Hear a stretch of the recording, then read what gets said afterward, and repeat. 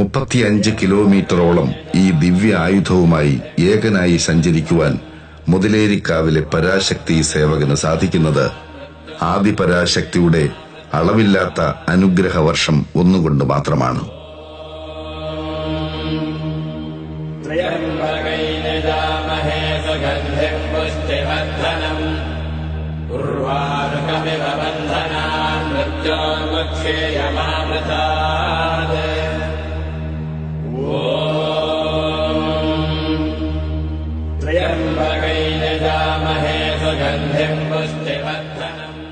സന്ധ്യയോടെ ഇക്കരെ എത്തുന്ന ദിവ്യഖഡ്ഗത്തെ ഒന്ന് കണ്ട് തൊഴുതു നമസ്കരിക്കുന്നത് ഭക്തജനങ്ങളുടെ മുജ്ജന്മ സുഹൃതങ്ങളിൽ ഒന്നു തന്നെയാണ്. ഭണ്ഡാരം വരവിനൊപ്പം എത്തുന്ന ചപ്പാരം ഭഗവതിയുടെ വാളുകൾ എഴുന്നള്ളിക്കപ്പെടും വരെ മുതിലേരി വാൾ ഇക്കരെ കൊട്ടിയൂരിലെ ശ്രീകോവിലിൽ പ്രൗഢസ്ഥാനം അലങ്കരിക്കും.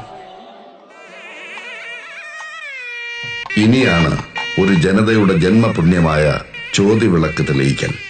പരംജ്യോതിയായ ചോതിവിളക്ക് തെളിയിക്കുന്നത് കുറ്റ്യാടിയിലെ ചാതിയൂർ മഠത്തിൽ നിന്നും ആചാരമുറകൾ തെറ്റിക്കാതെ തൃക്കണ്ണിൽ അഗ്നി പേറുന്ന ശിവസന്നിധിയിലെത്തിക്കുന്ന അഗ്നി പകർന്നു വേണം ചോതിവിളക്ക് തെളിയിക്കാൻ. ഇനി നെയ്യാട്ടത്തിനുള്ള സമയമാണ്. അതിനായി നെയ്യമൃത സംഘം മന്ത്രധ്വനികളോടെ യാഗഭൂമിയിലേക്ക് പ്രവേശിക്കും. നെയ്യാട്ടത്തിനായി ചോതി പുണ്യാഹം തളിച്ച് ശുദ്ധി വരുത്തിയ ദിവ്യമായ മണിത്തറയിലെ അതിദിവ്യമായ ശിവലിംഗത്തെ 11 മാസം നെയ്യോട് ചേർത്ത് ആലിംഗനം ചെയ്ത് കാത്തുപോന്ന അഷ്ടബന്ധ ബന്ധനത്തിൽ നിന്നും മോചിപ്പിക്കേണ്ടതുണ്ട്. ആ ചടങ്ങിന് നാളം തുറക്കൽ എന്നാണ് വിളിപ്പേര്. വൈദ്യശാസ്ത്ര ശസ്ത്രങ്ങൾക്ക് നൽകാനാവാത്ത ആശ്വാസം തരുന്ന അഷ്ടബന്ധത്തിന്റെ പെരുമ കേട്ടും അനുഭവിച്ചുമറിഞ്ഞവർ പ്രാർത്ഥനാ നിർഭരമായ പ്രതീക്ഷയോടെ അവിടെ അഞ്ജലിബദ്ധരായി നിൽപ്പുണ്ടാവും. നാളം തുറക്കലിന് ശേഷം ഉഷാ കാമ്പ്രം നമ്പൂതിരിയുടെ നേതൃത്വത്തിൽ നെയ്യാട്ടം നടക്കും.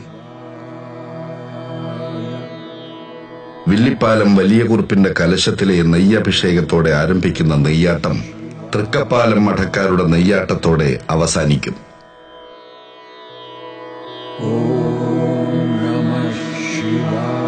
നെയ്യാട്ടത്തിന് ശേഷമാണ് ഭണ്ഡാരം എഴുന്നള്ളിപ്പ്.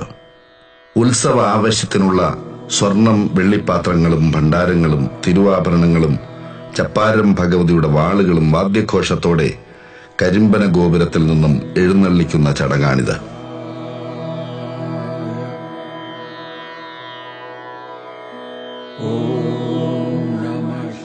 അമ്മാറക്കല്ലിൽ നാം കാണുന്ന പെരുങ്കുടയും ക്ഷേത്ര ആവശ്യത്തിനുള്ള മറ്റ് കുടകളും നിർമ്മിച്ച് കണിയ സമുദായക്കാർ എഴുന്നള്ളിച്ചെത്തിക്കുന്നതാണ് കുടയെഴുന്നള്ളത്ത്. ഭണ്ഡാര എഴുന്നള്ളത്തിനോടൊപ്പമാണ് ഇക്കരെ കൊട്ടിയൂരിൽ സൂക്ഷിച്ചിരിക്കുന്ന തിടമ്പകളും മുതിലേരി വാളും സ്ഥാനികരുടെയും ഗജവീരന്മാരുടെയും അകമ്പടിയോടെ അക്കര സന്നിധാനത്തിലേക്ക് അർദ്ധരാത്രിയോടെ പ്രവേശിക്കുന്നത്. മറ്റ് ക്ഷേത്രങ്ങളിൽ നിന്നും വ്യത്യസ്തമായി കൊട്ടിയൂരിലെ ചടങ്ങുകൾ ജ്യോതിശാസ്ത്ര വിധിപ്രകാരമുള്ള സമയ വ്യത്യാസത്തോടെയാണ് നടക്കുക.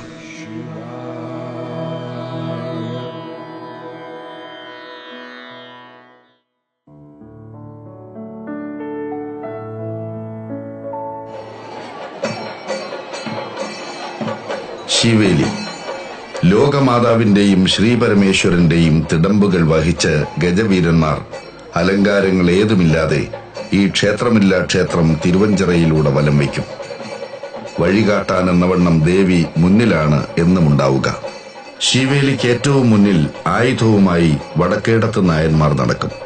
പിന്നിൽ യഥാക്രമം പാണി കൊട്ടുന്ന ഓച്ചർമാർ, സമുദായി, പന്തമേന്തുന്ന പന്തക്കിടാങ്ങൾ എന്നിവരുണ്ടാവും. ഏറ്റവും പിന്നിലാണ് ദേവിയെ പിന്തുടർന്ന് ശ്രീപരമേശ്വരൻ എഴുന്നള്ളുക.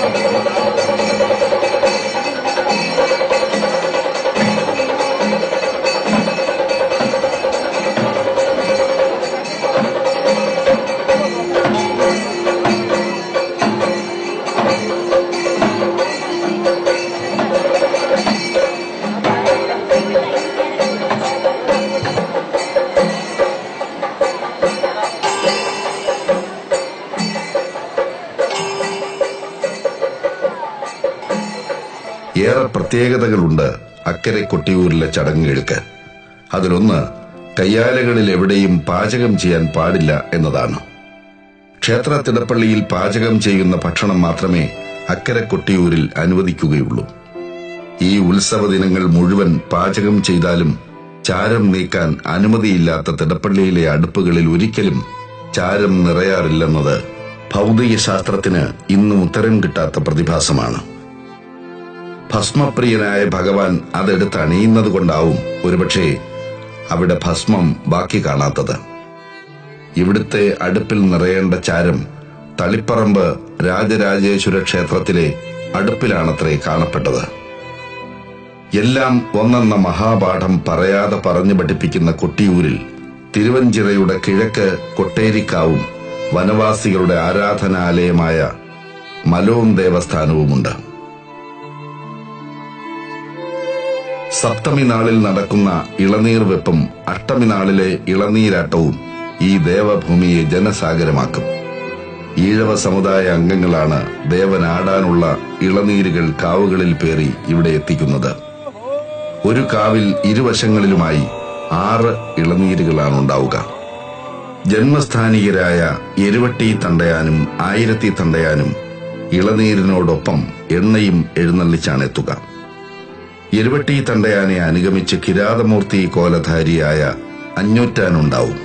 ഏറ്റവും ഒടുവിൽ കൊട്ടിയൂരിലേക്ക് ഇളനീർ കാവേന്തി പുറപ്പെടുക തണ്ടയാനും സംഘവുമാണ്.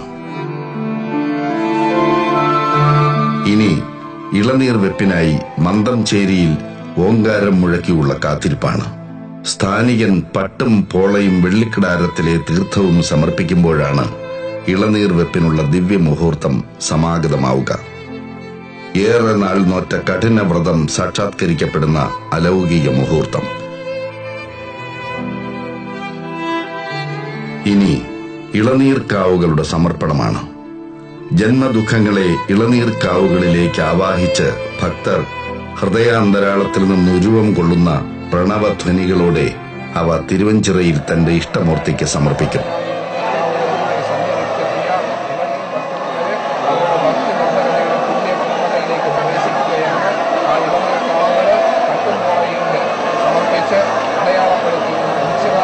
സ്ഥാനത്തേക്ക് പ്രദക്ഷിണമായി വന്ന് സമർപ്പിക്കുകയാണ്. ആ കട്ടുംപോളയും സമർപ്പിച്ച നിശ്ചിത